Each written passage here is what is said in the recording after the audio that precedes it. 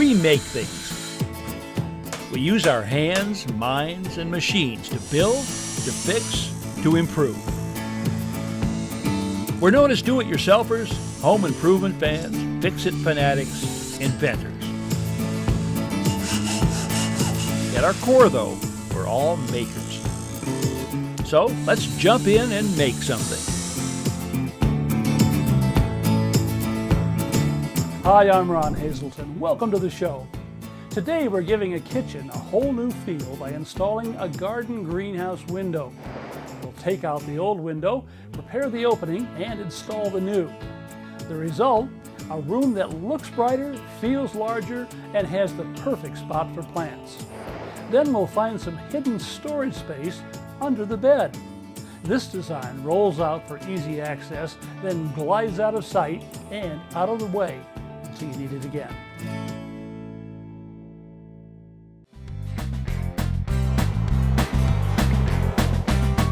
Well, this ought to be a pretty good trip. I'm headed to Laguna Beach, California to visit Jenny Kemp.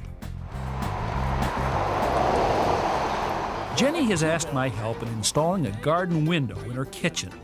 These box-shaped windows not only provide an ideal place for indoor gardening, they also make rooms feel larger. The first step is to remove the old window's sliding glass panel. This is simple enough to do. I just have to lift it up and then pull the bottom outward. Jenny removes the screens the same way. To get the fixed panel out, she uses a hammer and a pry bar to loosen and remove a center brace. With it gone, the fixed panel lifts out the same as the first. Our next step is to remove the exterior trim. What I'd like you to do first of all is take this utility knife and right in here where these two meet, just go ahead and cut the paint away. The reason I want to do that is that this is fairly heavy paint and it's actually could be acting a little bit like glue. So that'll help this break away. That's perfect. And drive it right in there. After Jenny scores the rest of the trim, we go to work prying it off. Pull it in this direction, other way. There you go. Just wait. Wiggle it around until it comes in. Okay, good. With all the trim gone, we have access to the old aluminum window frame. And that's next to go. Okay, now this is kind of caulked in place here. So what I'm going to do is give this a whack from the inside here. If you can kind of pull from the outside, Jenny. All right. But keep your balance because this could let go. But any time it might come slowly. I really don't know. Okay. So good. That's going. Let me get the block up here at the top. Okay. Free? Oh, yep. That's good. That's good. Just see if you can pull it completely out now. There you go. You got it. Excellent. What's left in here right now is the original window frame that the original wooden windows were in. Okay. It's got to come out for the window that we're putting in today. It's held in place right now by nails. There are pairs of them, some here and all the way around. I showed Jenny how to use a nail remover. Get those. We drive the dual prongs up under the nail head with a hammer. And we just push down the handle here, and it begins to pull the nail out. Then we can flip it over to the other side and then rock this right out. Okay, Jenny, I think we've got all the nails out here. Okay. Just pull the sill and the top. There we go. Oh, very nice. Now we've got to do two things to get this opening ready for our new window. The first thing is that we have to finish off this wood right here and right down here because it's going to be seen from the inside. So that work is mostly cosmetic. But we've also got to make an adjustment on the outside of the building here. Let me show you what I mean. Our new garden window has what's called a nailing flange. That's actually what's going to hold it against the house right here. It attaches to this 2x4, actually the front edge of it. But in order for that to happen, we're going to have to cut away a strip of this siding about 2.5 inches wide. Okay, Jenny, what we're going to do is start building up this bottom sill here because it's a little bit low right now. Pull it out. Okay, so we're going to nail this in place. Now we could use a hammer and nail. Great. Nah, we're not going to do that. I believe in nail guns, okay? Oh my gosh. So here's how you use this. After a quick lesson on using a butane-powered nail gun, Jenny has forsaken hammer and nails and gets to work. Okay, well, set that gun right over there. I'm going to give you a little bit smaller gun right here, same idea. And we're going to start putting some pieces on the top now. This is a piece of shim, actually, just a spacer. Jenny nails the shim in place, and then we add a trim piece. Okay. Now we're ready to begin cutting away the siding. This small handheld cordless power saw is lightweight and easy to handle. Now, it's just a matter of following that line. Jenny finishes off the cut, and the siding is easily removed. Now, to make sure that our new garden window is watertight, we'll be using two materials, caulking, which we'll be putting on later, and this is waterproof flashing paper. I've inserted that behind the sheathing up here and made sure that each section overlaps. We fold the flashing paper back over the siding and tape it down to make way for the fin around the edge of the window. Next, Jenny spreads a heavy bead of silicone caulk around the edge of the opening. This will give us a good seal between the window fin and the framing. At last, we're ready for the garden window. It's quite heavy, so Jenny's next-door neighbor, Gary, helps me lift it into place. It looks fantastic. Yeah? It makes the kitchen look so much bigger. I secure the window by driving rust-resistant screws through the fin and into the framing of the house. Jenny adds another bead of caulk.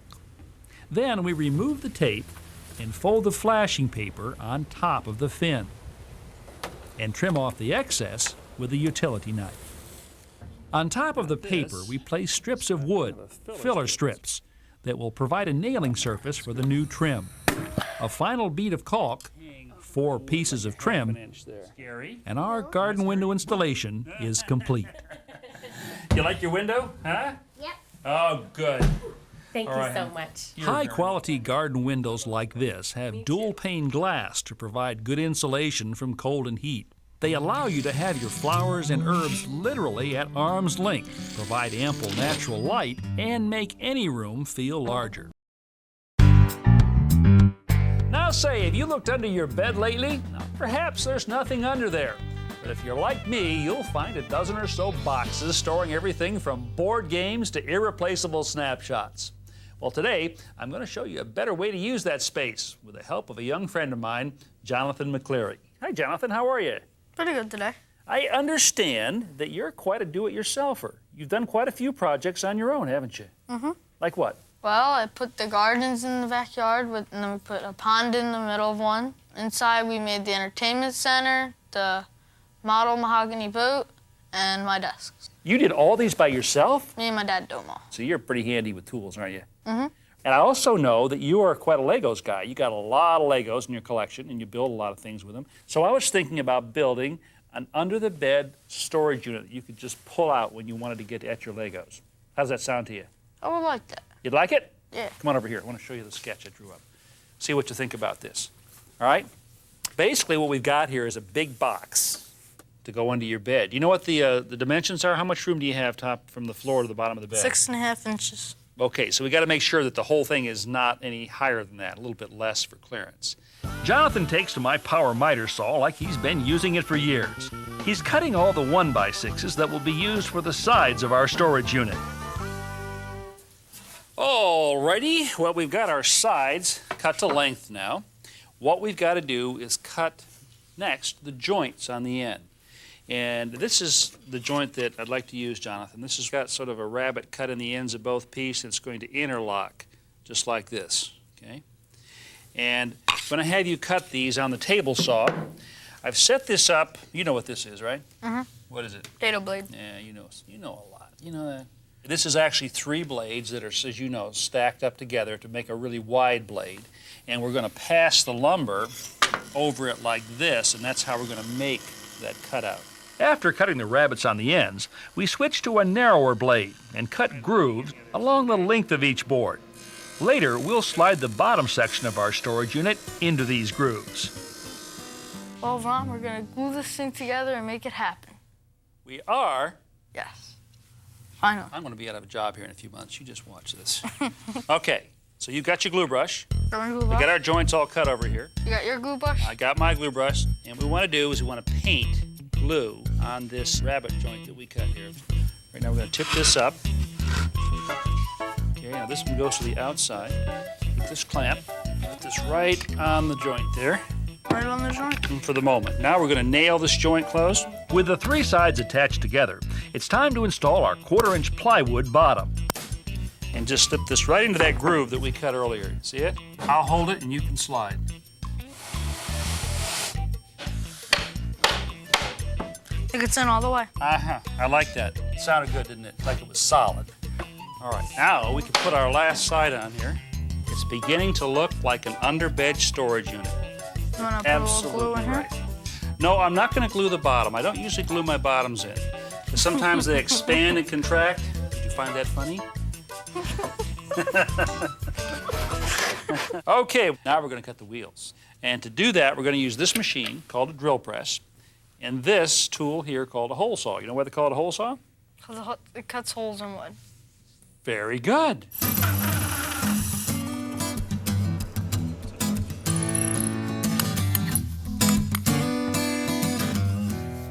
Okay, you ready to do this? Yeah. All right, here's how we're going to do it. This is an axle right here. This is a cap, okay? So I want you to drive the axle into the cap.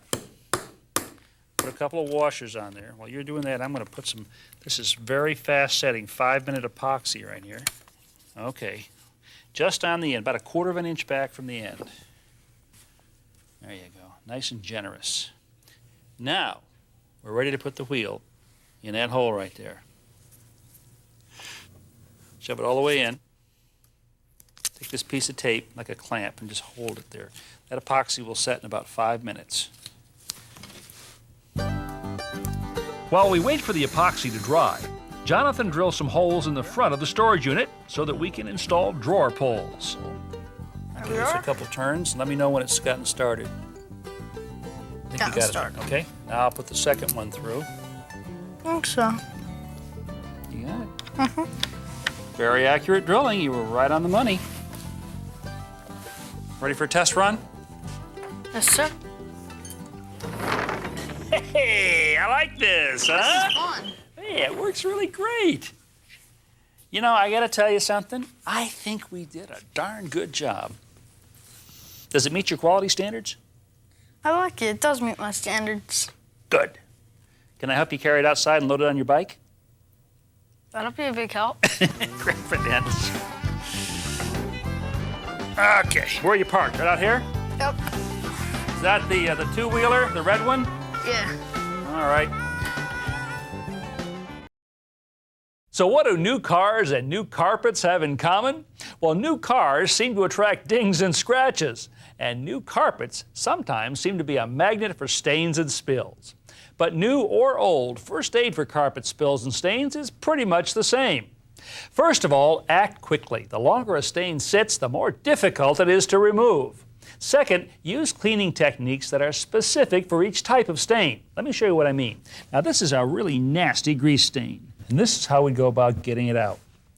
First of all, we're going to begin with a cleaning fluid. I'm going to saturate a cloth, and what's always important here is to pat and not rub. We're going to start at the outside of the spot here and work toward the center.